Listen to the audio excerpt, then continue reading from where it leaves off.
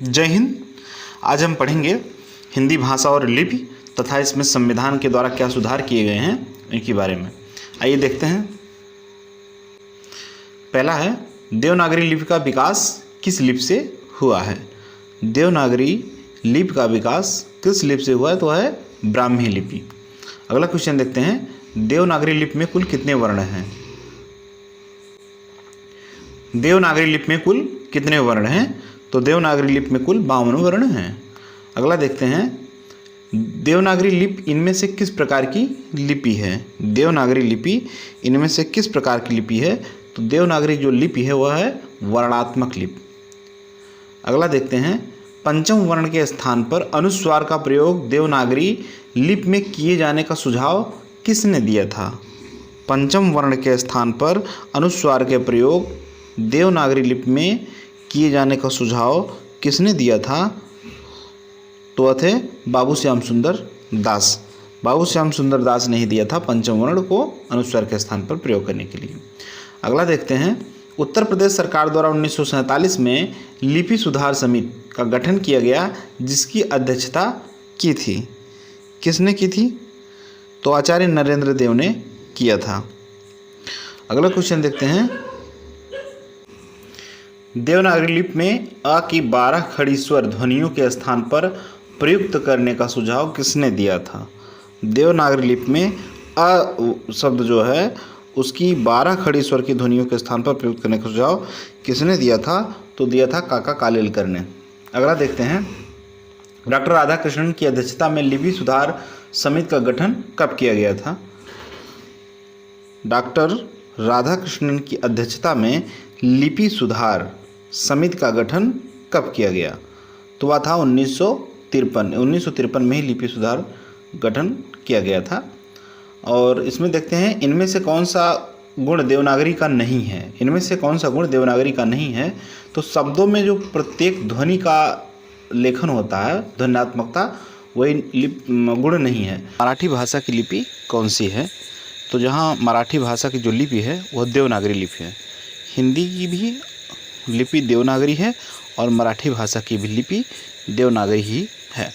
अगला क्वेश्चन देखते हैं, इनमें से कौन सा शब्द की वर्तनी गलत है, तो इसमें जो शब्द की वर्तनी की गलत है उसमें है के लिए।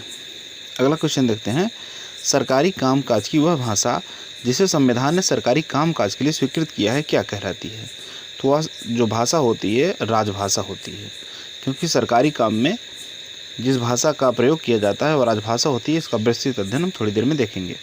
अगला क्वेश्चन है, किसी देश के बहुसंख्यक लोगों की भाषा क्या कहलाती है। किसी देश के बहुसंख्यक लोगों की भाषा क्या कहलाती है, इसमें जो बहुसंख्यक लोगों द्वारा बोली जाने वाली भाषा होती है वह राष्ट्रभाषा का रूप ले लेती है। अगला क्वेश्चन देखते हैं, संविधान की किस धारा के अंतर्गत हिंदी भाषा को राजभाषा घोषित किया गया है, तो यहाँ अनुच्छेद गलत हो गया है। यहाँ 343 एक के तहत जो है हिंदी को राजभाषा घोषित किया गया है। आगे देखते हैं, हिंदी दिवस कब मनाया जाता है, तो हिंदी दिवस 14 सितंबर को मनाया जाता है। अभी बीते 14 सितंबर को हिंदी दिवस पूरे भारत में मनाया गया है।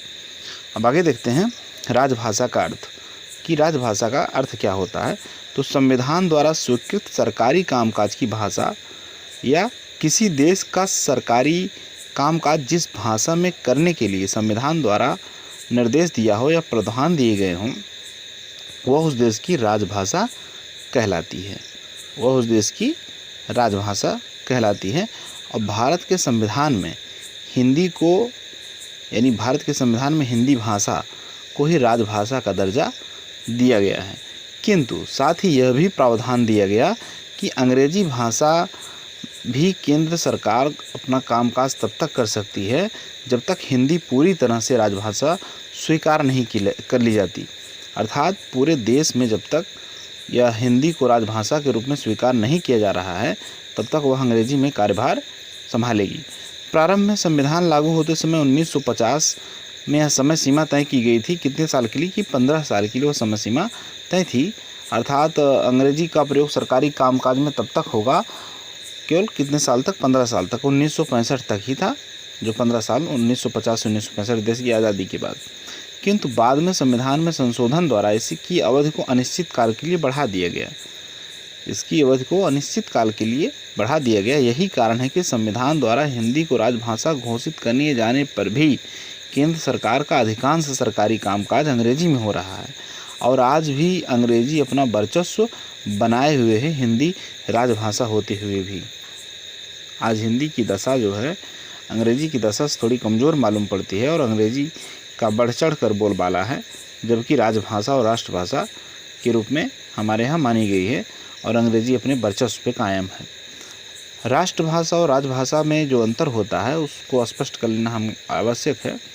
तो अभी राजभाषा को हमने बताया कि किसी सरकारी काम काज में जो प्रयोग की जाने वाली भाषा वो राजभाषा है, और किसी देश की राष्ट्रभाषा उस देश के बहुसंख्यक लोगों द्वारा जो बोली जाती है वो राष्ट्रभाषा कहलाती है। माने किसी देश के बहुसंख्यक लोगों द्वारा जो भाषा बोली जाए वह क्या कहलाती है? राष्ट्रभाषा कहलाती है। जब कोई भाषा अपने महत्व के कारण किसी राष्ट्र के विस्तृत भूभाग में जनता द्वारा अपना ली जाती है, विस्तृत भूभाग में जनता द्वारा अपना ली जाती है, तो वह राष्ट्रभाषा का पद प्राप्त कर लेती है, कोई भी भाषा हो।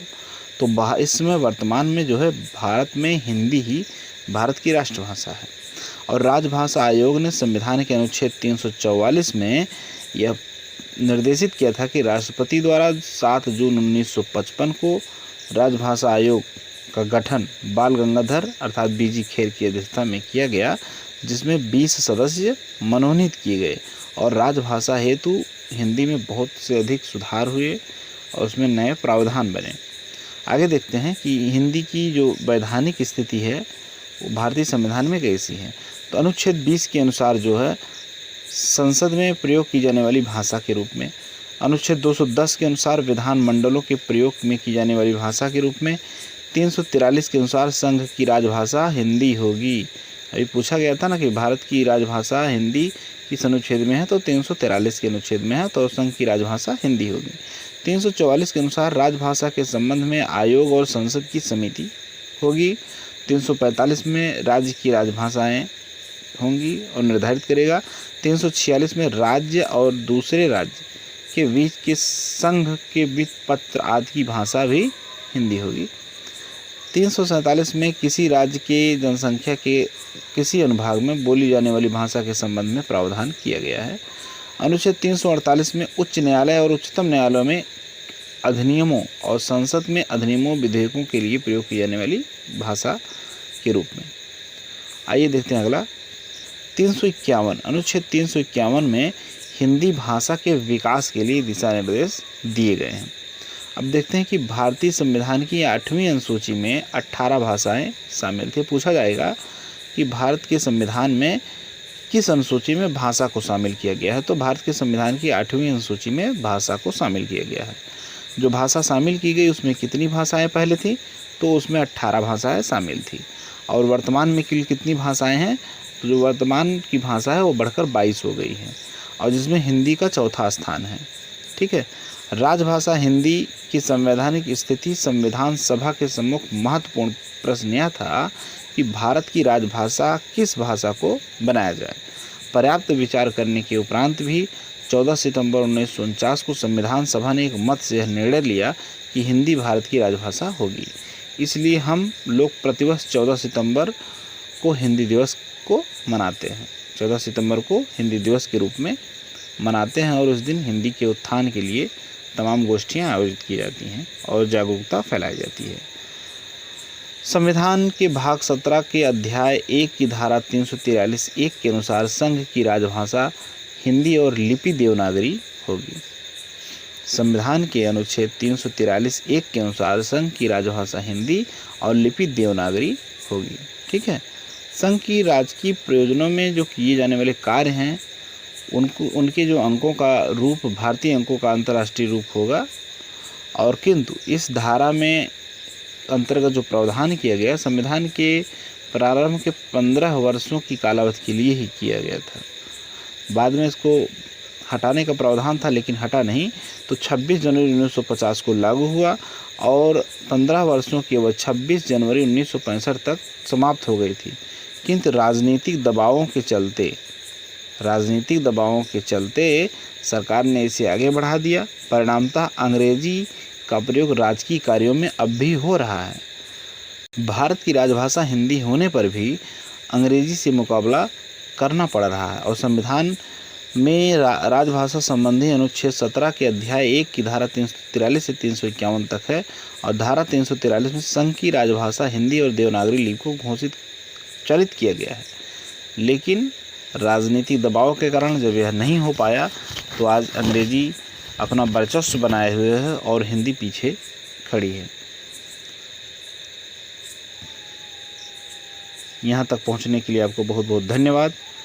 वीडियो देखने के लिए शुक्रिया। मिलते हैं अगली वीडियो में। वीडियो अच्छा लगे तो चैनल को लाइक, सब्सक्राइब और शेयर ज़रूर करिएगा। Thank you. जय हिंद।